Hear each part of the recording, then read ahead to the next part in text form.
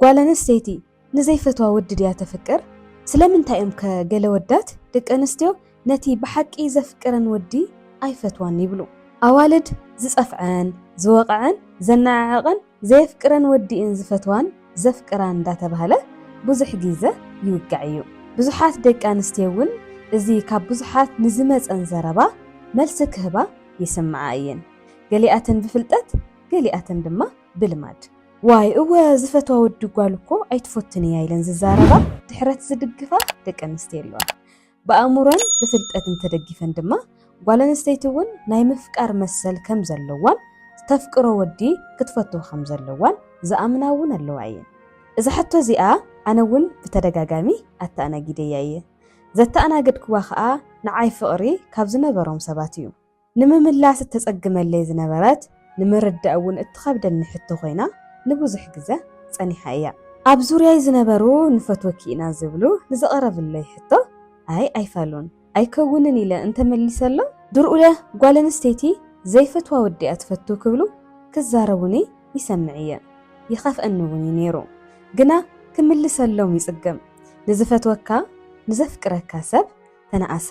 ካብ ህይወቱ ቀስ ኢልካ ትወፀሉ እምበር ክትከራኸሮ ክትሕዝኖ ግቡእ ኣይኮነን ኢለ እየ ዝኣምን። ካብኡ ዝተለዓለ ነቶም ዝፈትውኒ ዝነበሩ ሕቶኦም ብዘይ መቐበለይ ንሳቶም ድማ ጓል ኣንስተይቲ ንዘይፈትዋ ወዲ እያ ትፈቱ ኢሎም ወላ እኳ እንተተናገሩኒ እንትርፊ ስቕታ መልሲ ሂበዮም ኣይፈልጥን። ሎሚ ግና ናይ ብዙሓት ሰባት ኣተሓሳስባ ስለ ዝኾነ ብዓቕመይ መልሲ ክህበሉ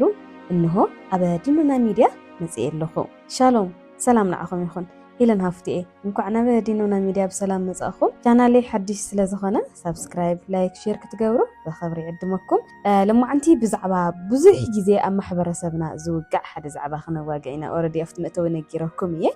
ደቂ ኣንስትዮ ነቶም ብሓቂ ዘፍቅርዎን ወዳት ኣይፈትዋን እየን እናተባሃለ ይዝረብ እዩ። ብዙሓት ሰባት ብዙሕ ግዜ ክዛረቡ ድማ ንሰምዖም ኢና። ካብ ልቦም ዝተሰበሩ ደቂ ተባዕትዮ ካብ ዝሕዝን ዛንታታት ፍቕሪ ዘለዎም ሓደ ግዜ ድማ ካብ ናይ ገዛእ ርእስና ዕሩኽትና ከይተረፈ ንሰምዖ ኢና እዚ ነገር እዚ። ብሓቂ ግና ሓቂ ድዩ? ጓል ኣንስተይትን ዘይፍቅራ ወዲ ድያ ትፈቱ? እስኪ ብዛዕባ ድሕሪ እዚ ስምዒት እንታይ ኣሎ ዝብል ነገር ክነዋግዐሉ፣ ከምኡ እውን ብሓቂ ኣብ ልቢ ደቂ ተባዕትዮን ደቂ ኣንስትዮን እንታይ ይፍጸም ከም ዘሎ ልሙዓንቲ ብግልፂ ክንዛረብ ኢና። ኣብ ህይወትን ታሪኽን ደቂ ሰባት ሓደ ዝፈቱ ዘፍቅር ሰብ ኩሉ ግዜ ትኽክልን ልክዕን እዩ። ኣነ ንባዕለይ ዝፈተንክዎን ዝረኣኽዎን ዝሓለፍክዎን ስለ ዝኾነ እየ ብድፍረት ዝዛረበኩም ዘለኹ። ምክንያቱ ነቲ የፍቅሮ እየ ዝብሎ ሰብ ብምሉእ ልበይ ስለ ዘፍቅሮ ብዘይካ ኣነ ነቲ ሰብ ክንዳይ ዘፍቅሮ ክንዳይ ዝፈትዎ ክንዳይ ዝሓልየሉ ሰብ ኣሎ ኢለ ኣይሓስብን ነይረ። ብዙሓት ሰባት እውን ከምኡ እዮም። ነቲ ዘፍቅርዎ ሰብ ብዘይካ ንሳቶም ካልኦት ክንድኡ ዝፈትዎም ዘኽብርዎም ዝንከባከብዎም ሰብ ዘሎ መሲሉ ኣይስምዖምን። ካብኡ ዝተለዓለ ከም ዝኾነ ይኣምን እየ። ሓደ ግዜ ወዲ ተባዕታይ ንጓል ኣንስተይቲ ብሓቂ ምስ ዘፍቅራ ኩሉ ዝደልየ ነገር ይገብር። መልእኽቲ ይሰደላ፣ ይሓልየላ፣ ይጭነቐላ፣ ይጽልየላ፣ ይሓስበላ፣ ኮታስ ብኩሉ ዝፈልጦ መንገዲ ፍቕሪ ከርእያ ይፅዕር እዩ። እዚ ኩሉ እንዳገበረ ግን ሕጂ እውን እንተኾነ ዘይትመርፆ ወዲ ኮይኑ ባዕሉ ይረኽቦ። እዚ ድማ ልቡ ይሰብሮ። ስለምንታይ እዩ እዚ ዝኸውን ኢልና ክነጽንዕ ከለና ቀዳማይ ምክንያት ዝተፈላለዩ መንገድታት ምፍቃር ክኸውን ይኽእል እዩ። ደቂ ተባዕትዮ መብዛሕትኡ ግዜ ብተግባራት ፍቕሪ የርእዩ እዮም። ፍቕሮም ንምርኣይ ድማ ይጽገሙን። ምሕጋዝ፣ ምሕላው፣ መሃብ ማንም ኣይቅድሞምን። መቸም ኣብ ዓለም ዘለና ኩልና ንፈልጦ ነገር ስለ ዝኾነ ብዙሓት ደቂ ኣንስትዮ ግና ብስምዒት ምትእስሳር ፍቕሪ እየን ዝተሓዛን ዝስምዐንን። እዚ ነገር እዚ ብዝግባእ ክንፈልጦ ክንክእል ኣለና። ዝተርኣየን ዝተሰምዐን ዝተረድአን እየን ዝኽተላ። ስለዚ ወዲ ተባዕታይ ኩሉ ኣፍቂርዎን ዝኾነ ክህብ ከሎ ዝኾነ ክገብረለን ከሎ ብስምዒት ምትእስሳር እንተዘይተሰሚዕዎን ኣብ ፍቕሪ ክወድቃ ይክእላን ወይ ድማ ዘይክወድቃ ይኽእላ እየን። ካልኣይ ምክንያት ድማ ስሕበትን ኣቓልቦን ኩሉ ግዜ ሓደ ይኮነን። ወዲ ተባዕታይ ኣቓልቦ ነዛ ጓል ኣንስተይቲ ስለ ዝሃባ ጥራይ ስሕበት ይስምዓ ማለት ኣይኮነን። እዚ ክትርድኡ ክትክእሉ ኣለኩም። ፍቕሪ ዓስቢ ሕያዋይነት፣ ዓስቢ ውህብቶ፣ ዓስቢ ሓልየት ኣይኮነን። ኣብ መንጎ ልብታት ዝግበር ምትእስሳር እዩ። ጓል ኣንስተይቲ ንወዲ ተባዕታይ ብዕምቆት ክተድንቆ ትኽእል እያ፣ ሓበራት ብዙሕ ክትዘር ትኽእል እያ። ግና ፍቕራዊ ወይ ድማ ፍቕሪ ኣይክስምዓን ወይ ድማ ዘይክስማዕ ይኽእል እዩ። እዚ ድማ ጌጋ ኣይኮነን።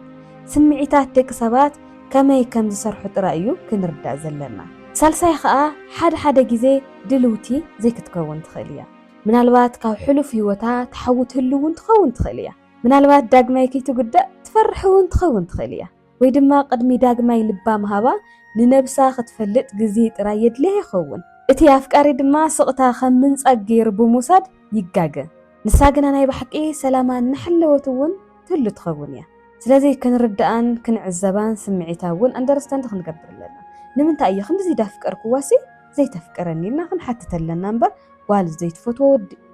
زي فتوى ود ايا تفوتونا بلنا ترفقالات كننا قريبلنا رابعي مخنيات كا حلف قانزا زلوا قال نسيتون كتكون تخليا قال دك انستيو ازين سلازتغدا دحر حجي نفقري بقليلو اي امنوني زي بعلي وكيله ازارب زلخو حدا سب حقي كفكرنا خلون منادق نهنسينا كم قدم لطف አይነብለን ንስምዒታትና ሁሉውን አይንግዛን ምክንያቱ ቅድመ ሕጂ ካብ ልበይ ዘፍቅርኩ ወሰብ እንተ ክሕድኒ ወይ ድማ እንተ ጎዲእኒ እቲ ካልኣይ ዝመጽእ ዘሎ ይፍቅራ እየ ዝብል ሰብ ካምነ ይክእል ስለዚ ክሳብ ትተሓዊ ክንጽበድ ኣለና እምበር ዘይኮን ነገር ክንናገር የለን ማለት እዩ ስለዚ ፍቅሪ ስለዘይደለየት ወይ ከዓ ስለዘይንደሊ ግን ኣይኮነን ዳግማይ ቃንዛ ስለዘይንደሊ እዩ ማለት ካፍቶም ዘፍቅሩና ሰባት ንሃድ ካውለለ ጓልንስተይቲ ብዙሕ ወዲ ዘፍቅራ ብጣዕሚ ክነስተውዕለሉ ዘለና ነገር ማለት እዩ ዝፈትዋን ሓዳር ዝሓታን ብዙሕ እዩ ስለዚ ጓል ዝፈትዋ እያ ክትምርዓው ዘለዋ ዝብል ሎጂክ እንተሃልዩ ንኩሎም ዝፈትዋን ዘፍቅሩዋን ሰባት ክትመርዖ ኣለዋ ማለት ድዩ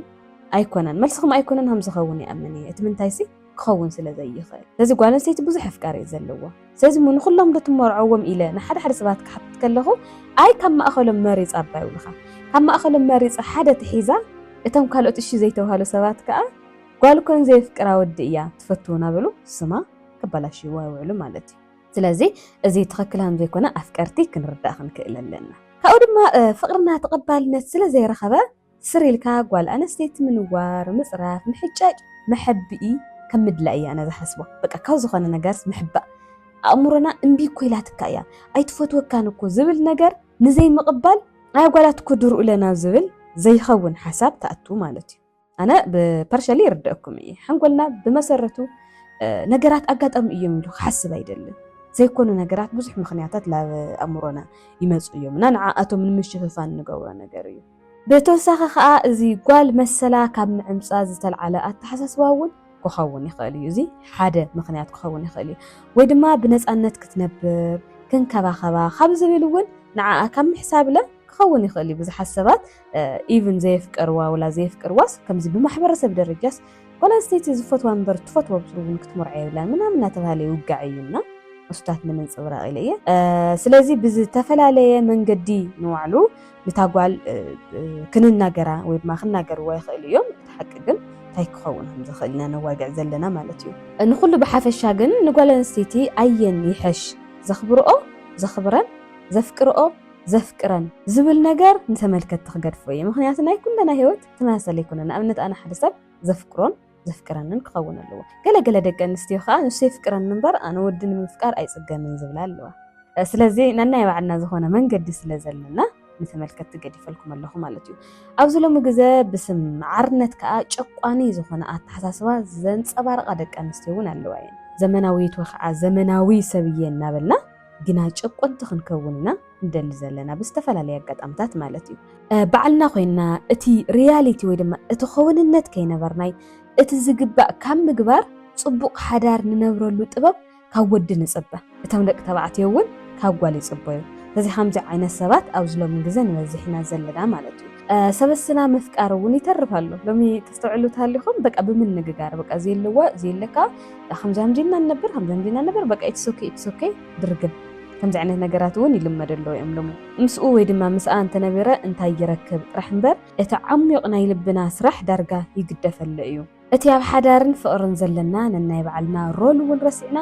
ዘይግቡእ ነገራት ክንገብር የርእየ ስለዚ ዲኖና ሚድያ ንቐጻሊ ብሰፊሑ መልሲ ክህበሉ እዩ ለማለት ግን ብዛዕባ ደቂ ኣንስትዮ ንምንታይ እየን ብዘይፈትዎን ወዲ እየን ዘፍቅራ ዝበሃል ነገር ስለሱ ብቻ ክነዋግዕና ማለት እዩ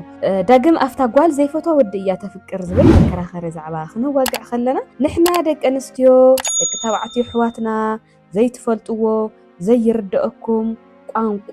ኣሎ ቅድሚ ንሳኻትኩም ናብ ህይወትና መምጻእኹም ቅድሚኹም የፍቅረክን የነፍቅረኪ ኢና ዝብሉና ዝነበሩ ሰባት ዘርኢና ነገራት ኣሎ ምስኦም ጥራሕ ክንከውን ከለና ኣብ በይንና እውን ዘውጉዑና ነገራት ኣሎ እቲ ንዓና ንምጽማድ እቲ ንዓና ንምሓዝ ዘውጉዑና ነገራት ወይ ድማ እትኸርኢና ዝደልዩ ነገራት ምስ ረአይና ኢና ልጥፍ ንብሎም ንሶም ድማ ዝደለይዎ ነገር ካባና ምስ ረኸቡ እቶም የፍቅሩና እዮም ኢና የፍቅሩ እየ ንብሎም ዝነበርና ሰባት ንሶም ለለ ይርሕቁና ዘይደሊና ንሕና ጥራሕ ንደልዮም የምስልዎ ማለት እዩ ብዙሕ ግዜ ኣነ ይረአየ በኺዩ ለሚንዋ ብዙሕ ነገር ገይሩ ረኺብዋ ጽዒሩ ረኺብዋ ኣብ ዝኾነ ሰዓት ግን ተቸግሮ ከም ዘላ ንዓ ኣይሉ ምስኣ ከም ዘሎ ምናምን ዝብሉ ናይ ህፃናት ነገራት ዝገብሩ ሰባት ኣነ እውን የጋጥሙን እዮም ስለዚ ሓንቲ ጓል ኣንስተይቲ ከምቲ እስኻትም ብትርእይዎ ዘይፈትዋ ወዲ እያ ትፈቱ ዝበሃለሉ ካሊእ ምክንያት ክኸውን ይኽእል ኢለ ዝሓስቦ እቲ ጓል ኣንስተይቲ ዘለማምዳ ንበይና ዝነግራ ነገራት ንዕኡ ክትክተል ይገብርዋ እሞ ድኽመቶም ዝለለዎም ፀገም ኩሉ ነገር ንኽትርዳእ ወይ ድማ ንኽትፈልጥ ይገብሩኻ እሞ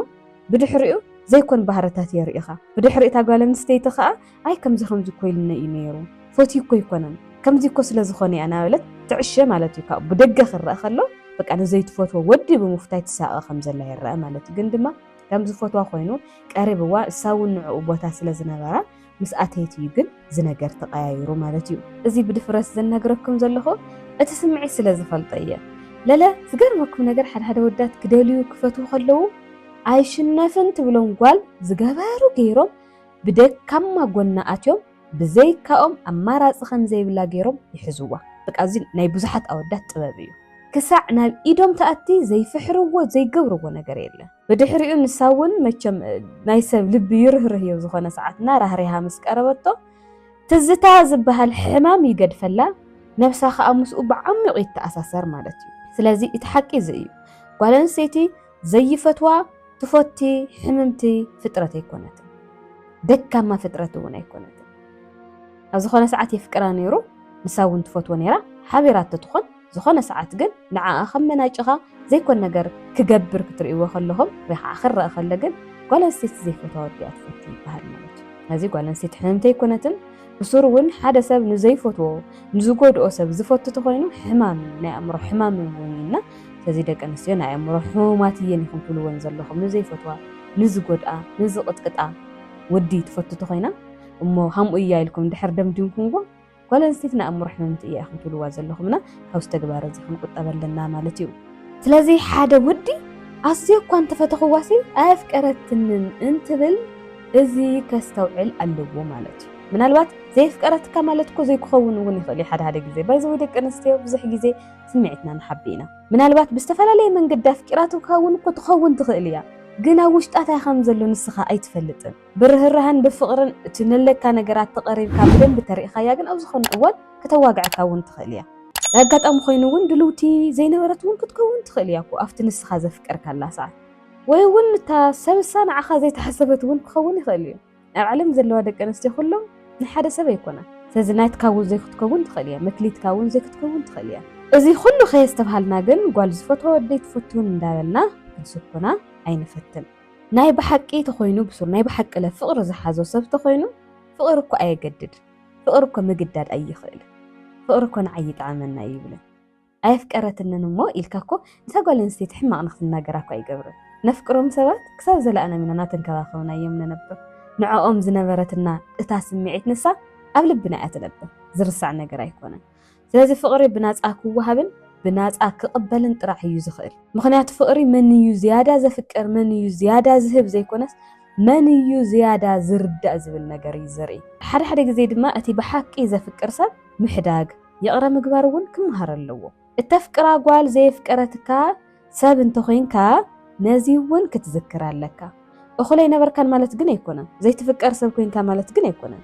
ብዕንቆት ክትፍቅር ፈቃደኛ ኢኻ ነርካ ማለት እዚ ድማ ጥዕና እዩ እዚ ድማ ጽቡቕ ነገር እዩ ስለዚ ሓንቲ ጓል ኣንስተይቲ ኣፍቂርኩምዋ ሕቶኹም ዘይተቐበለት ክትተርፍ ከላ ጓል ኣንስተይቲ ዘይፈትዋ ወዲ እያ ትፈቱ ኢልኩም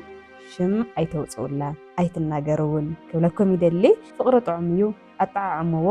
ኣፍቂርኩዎም ንዝነበርኩም ሰባት ድማ ከምታ ተፍቅርዎም ዝነበርኩም ንልብኹም ኣይተታልልዎ ናይ ብሓቂ ሓቀኛ ፍቅሪ ተነይሩ ክሳብ መወዳእታ ህይወትኩም ንባዕሉ ሬስፔክት ክትገብርዎም ዝግብአኩም ማለት እዩ ሶ ለማዓንቲ ዝነበረና ዛዕባ እዚ ይመስል ነይሩ ኣብ ቀጻሊ ብኻሊእ ዛዕባ ክሳብ ንራኸብ ሰላም ንዓኹም ይኹን